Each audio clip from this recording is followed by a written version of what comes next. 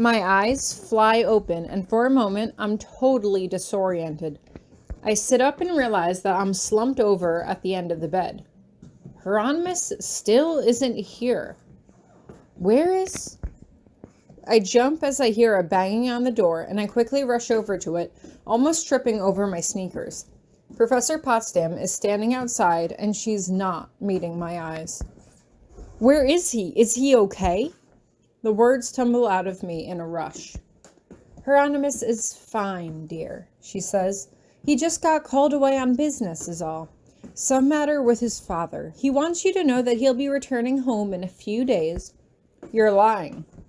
It's automatic. I don't even register the words. If he was fine, he would have let me know. Something came up, she continues. It was all rather sudden. I hold up the necklace around my chest. I can't feel his heartbeat. My voice is loud, but I'm not yelling. At least, not yet. Tell me what has happened. Now. She stares me down for a moment, trying to decide if it's worth it to try to keep me in check. You're developing his temper, she observes. Better curb that. Please, I say desperately. I can feel my eyes brimming with tears. Please, tell me what happened. She sighs and glances around her. Hieronymous was playing around with some advanced magics. A spell went wrong. There was an accident. I stare at her. With the Manus? Again? He better not be dead, because if he comes home and I find out that he's had to marry someone else, I will literally kill him myself. A different kind of spell, she says. It kind of blew up in his face, in the literal sense. I gasp and put both of my hands over my mouth. But he's fine. He's going to be fine. A million questions run through my mind right now. A spell? What kind of spell? Did it have anything to do with me? Why didn't he tell me what he was doing? Why didn't he reach out to me? Take me to him. Please. She shakes her head. I'm afraid I can't do that, dear. The word blew up is still hanging in my head. He is okay, right? Like he's going to be okay? We hope so, she responds sweetly. Hope so? First it was, he'll be home in a few days, and now it's, we hope he'll be okay? I understand you're upset, but understand he is being well cared for. He is conscious. I've just spoken to him not just an hour ago. Then take me to him, I say again. Please, I need to see him. I need to know that he's okay. She sighs and looks away. I did ask if it would be okay to see you. Thought it might cheer him up a bit. He was against it. I blink at her. What? What are you trying to say? He didn't want to see you, she repeats more clearly. He was very firm. He did not want to see you. Suddenly I snort and a burst of laughter bubbles out of my chest, and I can feel tears streaming down my cheeks. He didn't want to see me? Had I done something wrong? I thought everything was fine. We'd been getting along. We'd been ribbing each other, sure, but that was our thing, right? It's because he got hurt bad, right? I ask. He doesn't want me to see him because he's all burned up and stuff, right? All burned up. She laughs and shakes her head. I literally don't understand. She just said that he got blown up in the literal sense. Was there another form of literally blowing up that I wasn't aware of? Can you tell him? My voice trails off. Tell him what? To feel better? I don't even know what's happened. That I want to see him? That I love him? He knows all that stuff already. He's going to be okay, right? Hopefully, she sighs. Tori, dear, you should get some rest, though. You look a fright. You look like you haven't slept all night. There might be a reason for that, I reply dryly. Again, you're sounding an awfully lot like him, she replies. I was hoping you would assimilate some of his more positive qualities. I paused, trying to think of the most me thing to say. Tell him not to die, because if he does, I'll kill him myself. She smiles at me. Of course, dear. She turns to go. And please, let me know, I call after her. Like, updates would be nice. But she doesn't answer. Instead, she just teleports away into the crisp morning air. I turn around and head back inside, shutting the door behind me. He didn't want to see me. I try to think about it rationally. He's weak, and he's hurt, and he doesn't want to be vulnerable around me. But at the same time, I'm his wife. If he's dying, shouldn't I be at his bedside? Shouldn't I be the one taking care of him? I don't sit back down on the bed. I can't. Instead, I sit down on the floor and try to think, but no thoughts come. He almost died, and now he didn't want me to see him? Did I do something wrong? Or was he hurt so badly that he didn't want me to see him in that condition? Those were the only two options, and neither was appealing to me right now. I almost considered pulling his alcohol out of storage, but if Potsdam did come back with more news, it was probably better that I answer the door sober. I take a shower because, why the hell not? I don't want to leave the room in case Potsdam comes with more news. I don't really want to leave the room, period. Part of me wants to run through the school trying to find the place where he got hurt to assess the damage, but if he was fooling around with advanced magics, he probably learned his lesson the first time and did it in a place where no students were watching. Heck, there are probably enchantments to keep students out. I would get nowhere fast. And so I take a shower and sit in the tub until the water runs cold before getting out. All it takes is a simple spell to dry my hair, but I can't even be bothered to do that right now. Instead, I pull on sweatpants and a sweatshirt and sit right back down on the floor, my head resting against the back of the bed. I don't know. Should I cry? Will crying help? It won't help him, but would it make me feel better? I try to squint, but no tears are coming right now. I even let out a little sniff to try to get things going, but I have no tears to shed.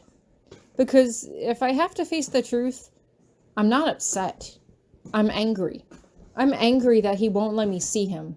I'm angry because something happened and I didn't know. Again, things were happening, danger was brewing, and I was in the last to know.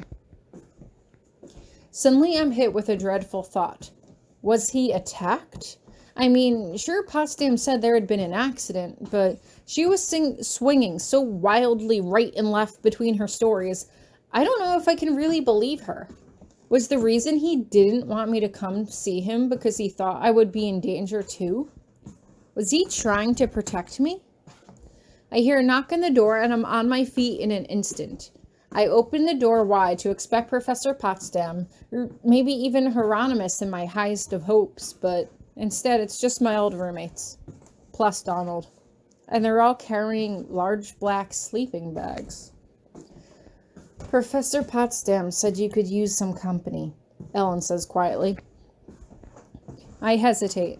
This is Professor Grabiner's room, not mine. Although, if something happened to him, would it still be my room? Would I even want to stay here? Come in, I say at last.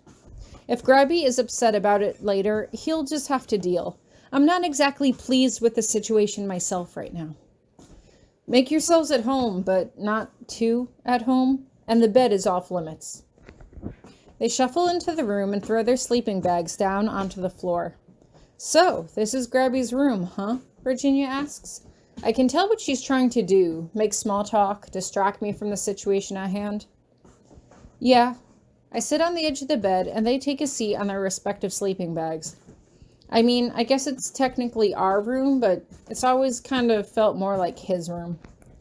So, you did it in that bed? Virginia asks. I can tell she's trying to be funny, but nothing's funny to me right now. And that floor, I reply dryly. Virginia and Ellen both glance quickly down at the floor, but Donald is just gazing impassively at everything around him. Are you doing okay? Ellen asks eventually. I shrug. Did Professor Potsdam tell you guys what was going on? I ask, hoping for more information. Just that it might be a few days until Professor Grabiner returned, Virginia says, and that you might need some cheering up. Did something happen? I don't know. I let out the length of the bed, so I'm more or less talking to the comforter. First she told me he was on a business trip. I called bullshit. Then she said something blew up in his face, but I'm thinking maybe he was attacked. Attacked? Donald asks. Why do you think that? I paused for a moment and shut my eyes. She told me he didn't want to see me. Did you have a fight? Virginia asks. I barely move my head to indicate no. Things were fine, I mumble. That's why I think he was attacked. He's laying low in order to protect me.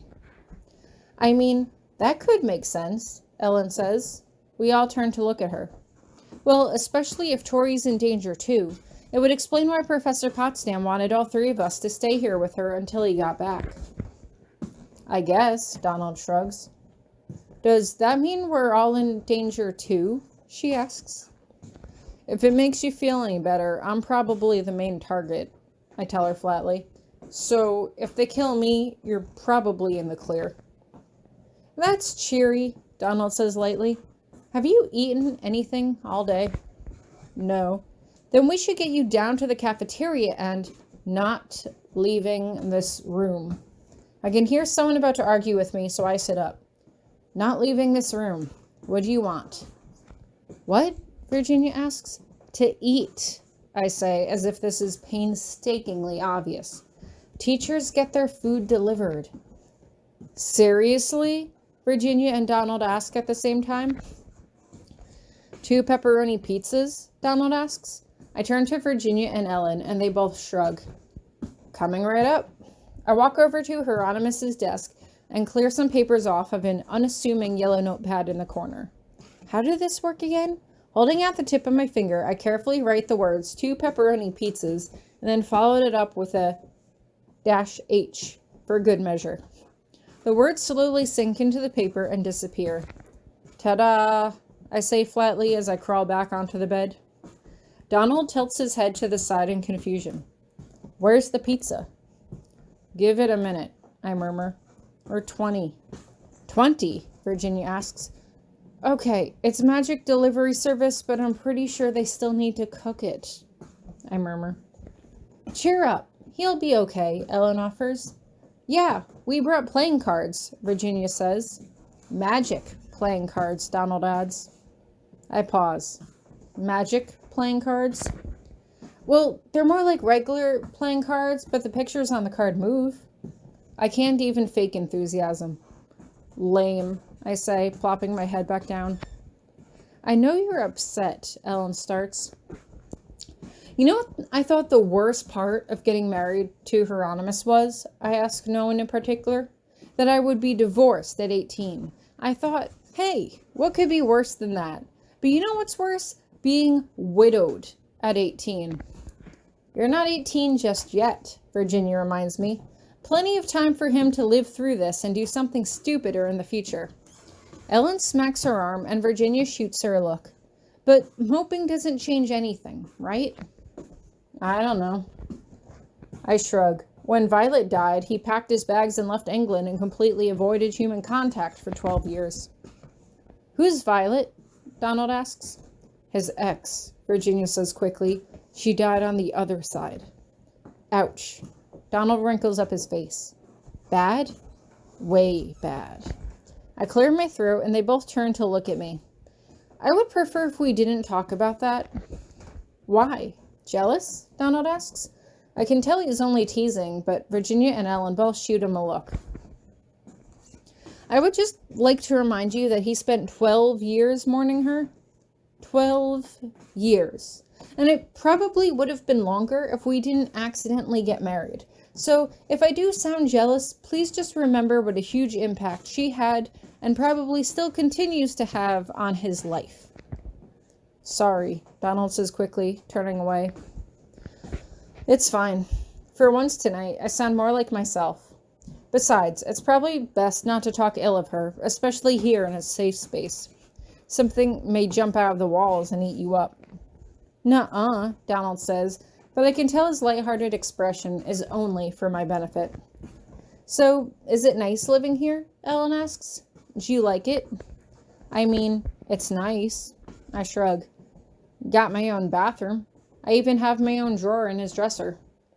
Fancy, Donald says. Otherwise, yeah. His desk, his bookcase, his closet's back there. There's a lot of personal stuff in there. I don't go in it unless he asks me to get him something.